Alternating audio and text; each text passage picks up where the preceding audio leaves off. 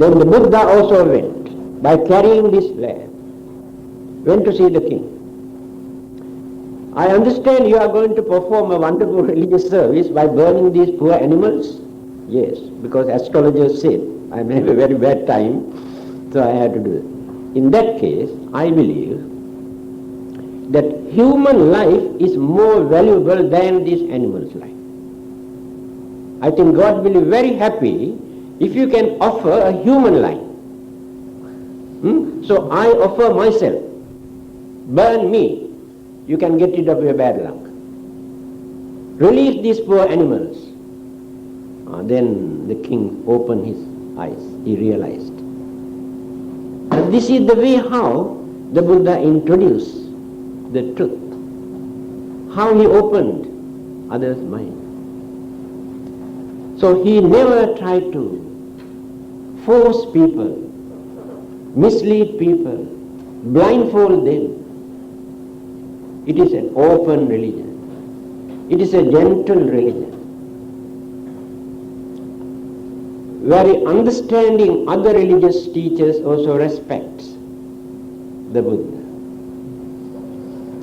I remember a Muslim scholar has mentioned, because there are very learned Muslim scholars in many parts of the world, they are very unbiased. He has written about the Buddha.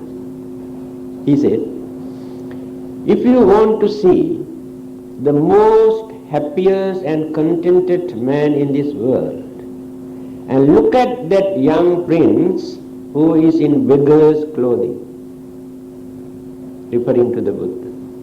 And this is a beggar's clothing. He gave up his crowns and all those ornaments and decorations and used only a piece of cloth like this.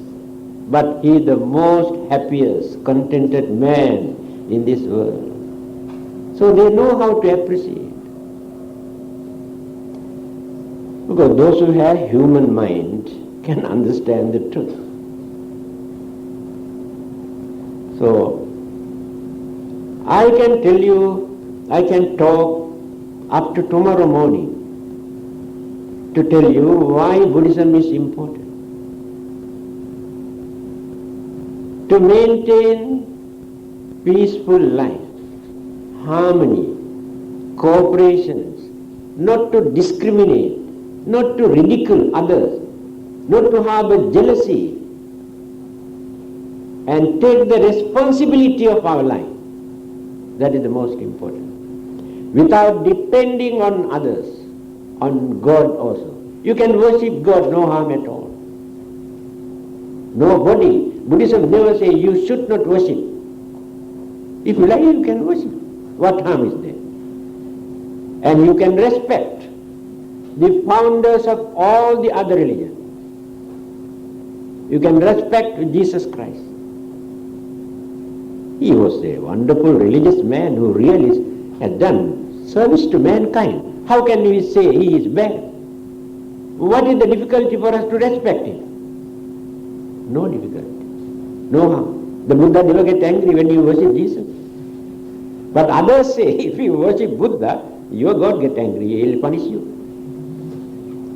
This is the unfortunate situation. You can respect Prophet Muhammad. He had a big battle to introduce this religion, sacrifice a lot. What is the difficulty? No harm. We can respect Muhammad. We can respect Krishna and Rama, Indian God. When you read their teaching, Bhagavad Gita, you can see beautiful teaching, doctrine, philosophy. We can respect anybody who has contributed something toward the mankind. And this is the Buddhist attitude. But others say they cannot do this. That is what we cannot understand. So, to maintain a healthy society, to live harmoniously, without developing jealousy and anger, enmity, Buddhism contributes a lot. Religious tolerance. a very rich man who wanted to become a Buddhist, the follower of another religion, one day came to see the Buddha. And straight away he told him, Reverend Sir, I have heard a lot about you. I also decided to become a Buddhist. Then the Buddha asked, did you hear my teaching? He said, no, I heard people say you are very good. You are very clever, very intelligent. Then the Buddha says, that is not the way for a man to change his religion. Now see the Buddha's attitude. First you must study. Try to understand whether you can find truth in my religion, in my teaching. Whether you can practice or not. You can appreciate or not. If you can satisfy, then you can change. Now how do others introduce their religion? Then you compare Buddhist attitude. Then this man said, I think this advice is more than enough for me to understand the nature of your religion. If I approached another religious teacher, at once he embraced me, announced, okay, such a well-known rich man accepted our religion, why not you also follow it? Instead, you advised me to wait and study and investigate and consider so many things. Now I can understand. Right. He said, I am fully convinced I accept Buddhism. Then he asked one question. I have been supporting the religious teachers of my former religion. I have given up that religion, but I have been supporting them. Now I am a Buddhist. Can I support them after becoming a Buddhist? This is another contribution that Buddhism can do. The Buddha says, you can support any living beings in this world. It is a meritorious deed. He did not say, now you cannot support another religion, it is a sin. He said, you can feed worms, flies, ants. It is also meritorious deeds. This is the nature of Buddhism. This is the answer to your question, why Buddhism? So, there is no problem. We can respect every religion, but we practice our religion. There is no reason for us to give up, throw away this religion, because others cannot point out that anything is missing in this religion. We can find out everything here in this religion. And many of the same teachings we can find in some other religions also. That is why we don't condemn those religions. Then we can work and live with others without showing any discrimination. So, again, Bertrand Russell says, why he doesn't like religions? These religions have done more harm than good to mankind. Created discrimination and encouraged people to develop jealousy and hatred towards other religious groups, divided the whole mankind into various groups, then clashes, fight, bloodshed, war, because of their religion. There is no history in any part of the world that we can point out. 2,500 years history of Buddhism. That Buddhists have ever shed a drop of blood to introduce Buddhism. Remember this. To introduce Buddhism, Buddhists might have killed millions and billions of people, but that has nothing to do with religion. During the Japanese War, They behave like devils, but they say they are Buddhist. But they did not fight to introduce Buddhism. But others cannot open their mouth.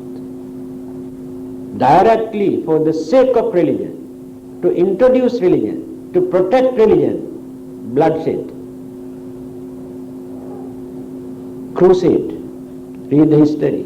Religion is the main cause. Not only that. Different denominations of the same religion. See, the North Island, same Jesus, same God, same Christianity, but Catholics and Protestants are still fighting, bloodshed, differences. Buddhism, also you can find Theravada, Mahayana, Vajrayana, Tantrayana, this Yana, that Yana, so many Yana, but never had any clash. Only argument, different views and opinions, no enmity, no bloodshed. This is remarkable Buddhist tolerance. We have done this and we try to continue. We have no fight with other religions, no quarrels. We don't want to interrupt the progress of their religions also, if they can do good service. When they do some good service, we can cooperate with them, work with them in their good activities, good services. No harm. You cannot say, oh, as Buddhists we cannot contribute towards your activities. It is against my religion. But others see it like that. Well, now I was asked to speak up to 9:30, now 9:45. Yes, I must give. So at least 15 minutes for you to ask some questions.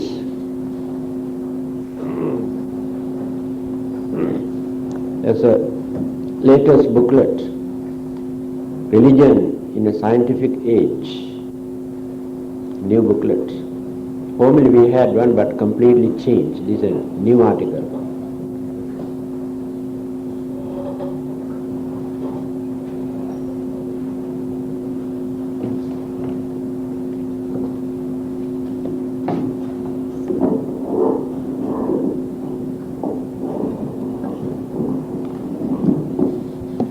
That was a very inspiring and interesting talk by Dr. K. Sri Dhammananda. I would like to now open the questioning session to all my brothers and sisters here if you have any queries.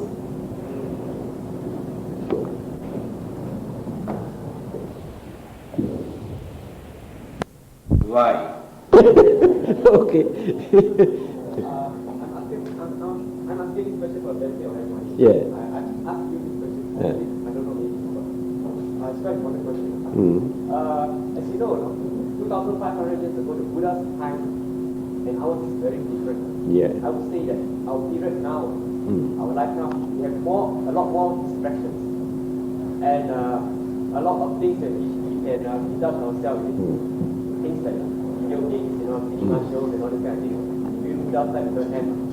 So we just say that during Buddha's time, it was easier to practice Buddhism. Yeah. And at this time, at this moment, can we consider ourselves to be more unfortunate? And or should we categorize it as we need more effort to practice Buddhism? How do you comment? That's a very good question. There is no difference in our mind.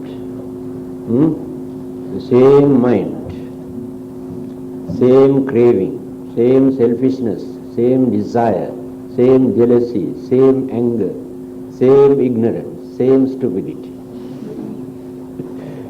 But the trouble is, in the modern world, so-called modern world, people produced and developed, contributed a lot to aggravate all the existing mental forces, to create more temptation. It is a business. advertisement. That is why in communist countries, I have seen, they do not advertise to create temptation. Things are available in the shop. If you are interested, you can go and buy. No advertisement. Innocent girls become their victim to advertise. When they want to advertise this one also, a half-naked girl is holding this one. This is the way how they create temptation in the man's mind. They pave the way for more and more immoral practices which were not common in those days. Today, immoral practices have become social activity. Underground world, underground activities are horrible. Business, that is craving. Temptation and to indulge your senses, later you become victim. Physically and mentally and financially you have to suffer. Those days, they tried to maintain human dignity. Take for instance, drinking was not common in those. If anybody wanted to drink, occasionally, on a festival day, and secretly, he goes and takes some drinks and come without encouraging others to follow him. Because they knew it is a bad example. But today, we send invitation card, cocktail party. It is social but not drinking. And again, the way how we introduce dance and singing, entertainment, to create excitement and temptation to arouse the animal nature in the man's mind. But those days we had cultural dance, cultural performances. There you can find some morals, lessons. But today everything diverted to create temptation, to arouse. That is why some sort of impatient unrest among the younger generation all over the world. They are very violent, and many of them disregard this morals and ethics and respectable way of life. To them, violence is the latest development. For nothing, for fun, they want to disturb others. Innocent girls, for fun. Because of this so-called modern development. And this development never contribute anything to control man's mind, to develop discipline and dignity. Modern academic knowledge, scientific knowledge cannot contribute anything to develop the man's mind. Please remember it. Contribute many things to develop your knowledge. Knowledge means your memory. You gather so many information as languages, science and technology and various other subjects. This is called knowledge. Knowledge is one thing, wisdom is another thing, entirely two different things. Your knowledge you can misuse and abuse and use for destructive purpose. Modern science contributed this.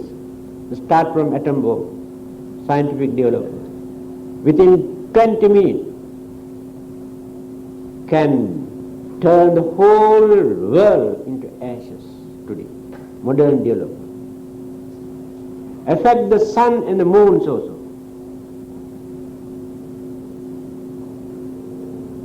That's what Albert Einstein says. Atomic energy violated, changed the whole world. But atomic energy also cannot change the man's mind, cannot develop man's mind.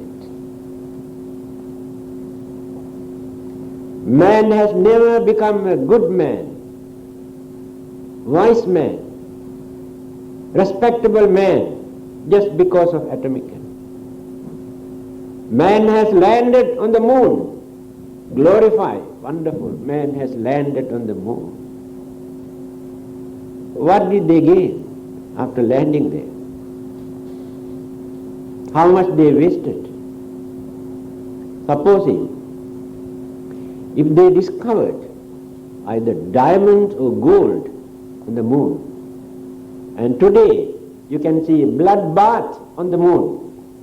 When Americans go and start to dig, Russians also go and start to dig. Bloodbath there. We pollute the purity of the moon. This moon existed millions or billions or trillions, nobody knows, peacefully. Because of this selfish, wicked, cruel man, poor moon also had no chance to exist peacefully. This is called development. What knowledge, what wisdom, what sort of purity they gain through this. A French writer, scholar, has written a book. The title is Learned Ignorance. He says, the more we learn all the worldly subject, the more we enlarge our ignorance. This is called learning. It is true. Then he says, actually, there is nothing for us to learn from outside. You have to divert your mind inside. Analyze the nature of your mind. Understand what are the ingredients in your mind. Mental faculties, mental attitudes. You can understand, you can learn everything in this world. He is preaching Buddhism. What the Buddha says. You cannot gain all these things from God or from another person. You have to develop within yourself. Potentials are there already. You do not know. Your duty is to cultivate and develop. So, modern education, modern way of life, pave the way for man or human being to become more crazy, more violent, more selfish, more jealous, more cruel human beings. But in those days, not advanced so much. As you mentioned, these facilities were not available so much. You tell, just now you told, there are no televisions, no cinema. Yes, there are certain occasions where the Buddha has mentioned about the film. That system was there at that time. And they had all sort of magic, more powerful than these modern televisions and this magic, very advanced in that respect. So, it is difficult, certainly difficult, for us to lead a religious life. Because religious man is very kind, very honest man. When man tries to be kind and honest and generous, majority think that he is either a fool or a madman. Yes. You tolerate so many things. You keep quiet without disturbing others. You try to contribute many things to others. You never show your temper. Many people do not respect you. The more you become violent and aggressive, people say he is very clever. Very clever. You must be very careful. He is very clever. Then they respect. This is the nature. This is the way how they judge good and bad today. Because purity, honesty, fading away from the man's mind. Wisdom also fading away. We develop knowledge, but we ignore the wisdom. What is wisdom? Wisdom appears in the mind when there are no hatred, anger, jealousy, ill will, selfishness in the mind. If we maintain any kinds of knowledge with all these bad elements, there is no wisdom. So did I answer your question? Yeah. Yeah.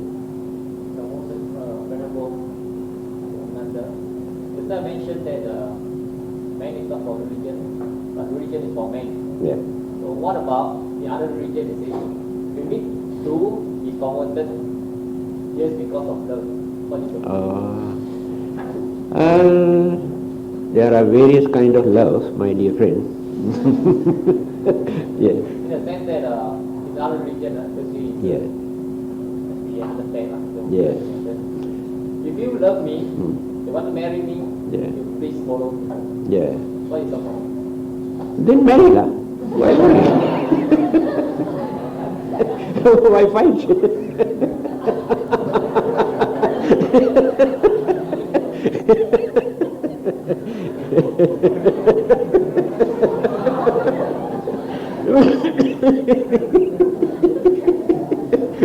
Because your example is not very that's why anyway I did not answer your question. Just now I told you different kind of loves that we maintain.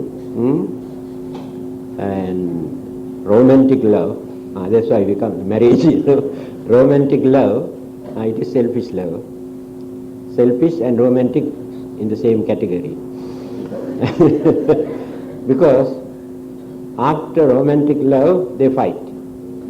That means selfishness, clash. If it is a pure love, no clash, no arguments. Then brotherly love, friendly love, motherly love, and worldly, universal love.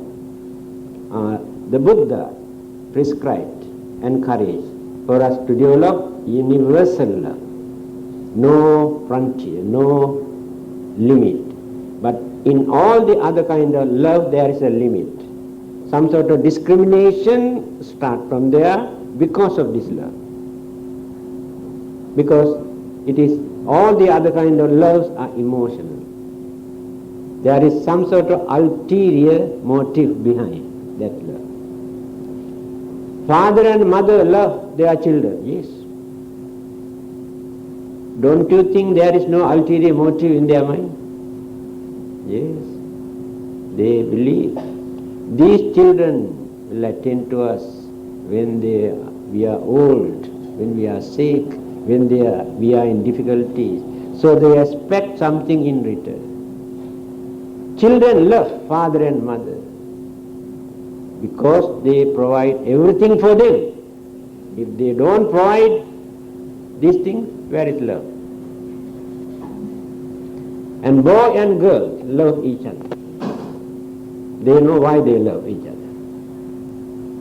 But little bit of misunderstanding, jealousy, suspicion, then you can see sour face, then fight, sometimes murder case, or separate. Because there is selfishness in this love. Again, friends, they love each other. A person never develops friendship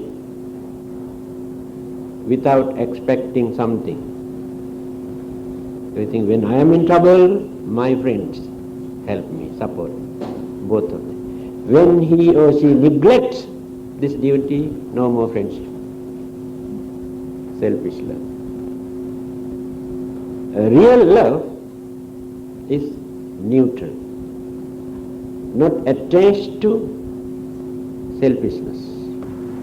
That means love without any ulterior motive, without any discriminations or differences, whether they are human beings or any other kind of living beings, all those living creatures in the whole universe.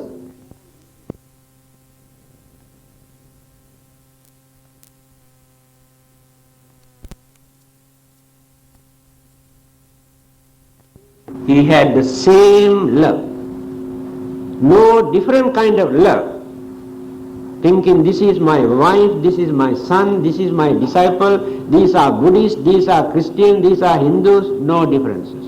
But others cannot deal with this. Little bit of defect you can see somewhere. And another special characteristics of the Buddha is, he is the only one who can preach the Dhamma by studying, observing or surveying the mentality of the listeners. How much you can understand. What is the nature of your mind? Grasping power in the mind. Whether you can digest or understand this. By knowing this, he adapts a different technique, different method. There are hundreds and thousands of techniques adapted by the Buddha to preach, to enlighten others. Only Buddhas can do that. So, if they have real love,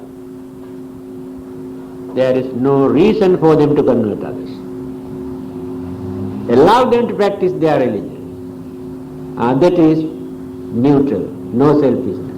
Without any motive behind, they never come and try to convert you. They expect something in return, either to increase their manpower or to get some monthly contribution from you, to develop their authority or political power. There is something behind, my dear friend. That is not love.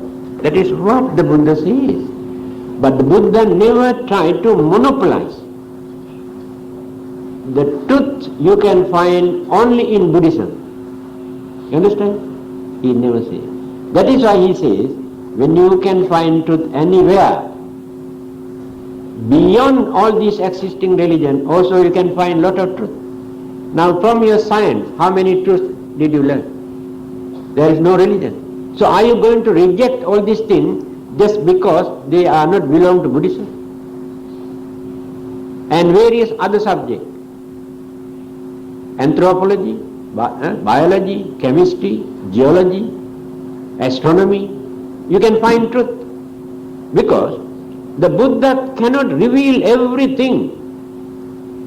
He said, my duty is to teach you how to get rid of your suffering, how to see the end of your physical and mental suffering.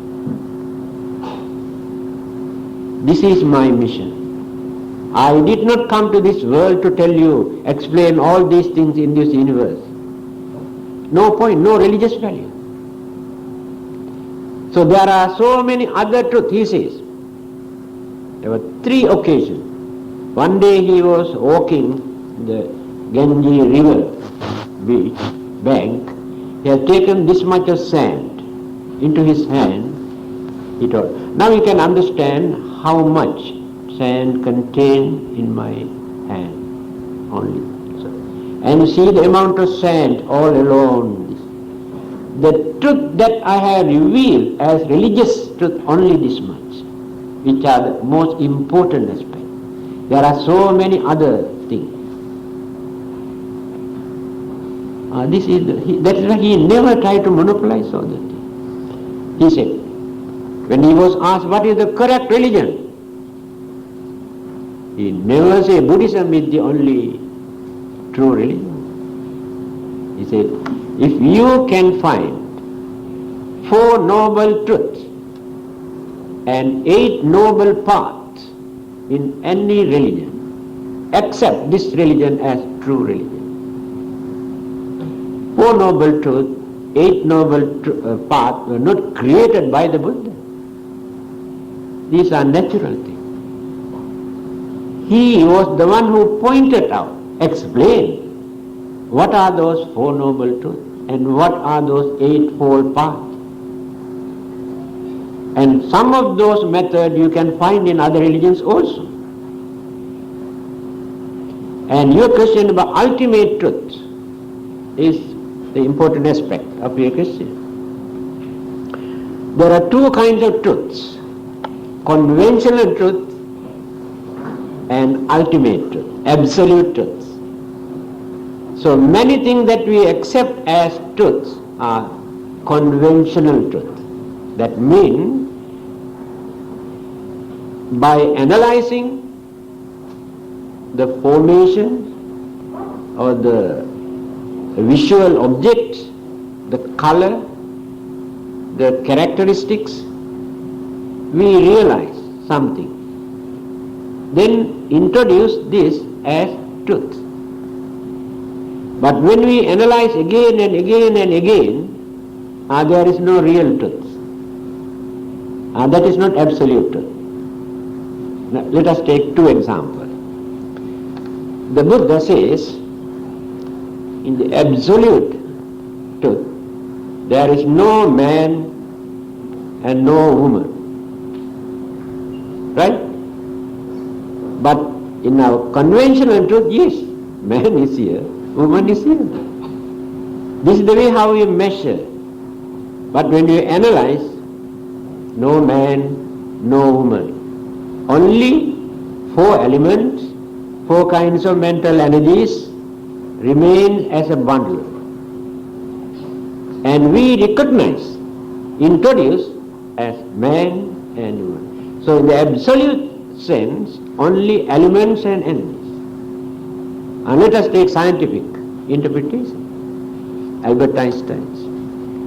He says, when we analyze the whole universe, not only whole world, go on analyzing all the existing things, in the end, we cannot find any world or any universe, all disappear. Remains only vibration, no world. That is absolute.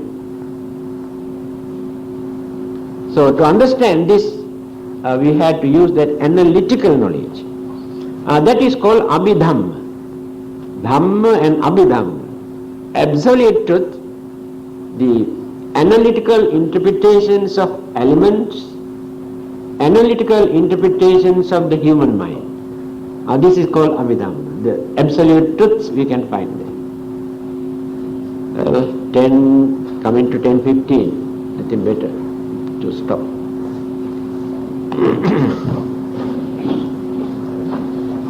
Son below.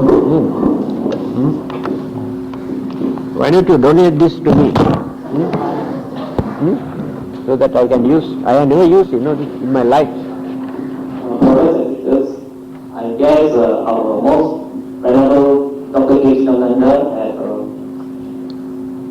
gave us a very inspiring and enlightening talk on why Buddhism. As students of Buddhism, I think most of you got a lot of doubts. So by tonight's talk, I guess, I'm quite sure so that you know something about Buddhism. Okay?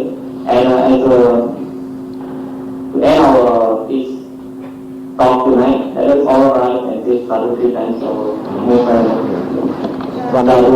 Sadhu. 1 minute. No, stand up. 1 minute. Some sort of blessings, Bhavatu sabba mangalam rakhantu sabba devata sabba buddhanubhavena sadasutti bhavantu te bhavatu sabba mangalam rakhantu sabba devata sabba dhammanubhavena sadasutti bhavantu te bhavatu sabba mangalam rakhantu sabba devata sabba sanghanubhavena sadasutti bhavantu te.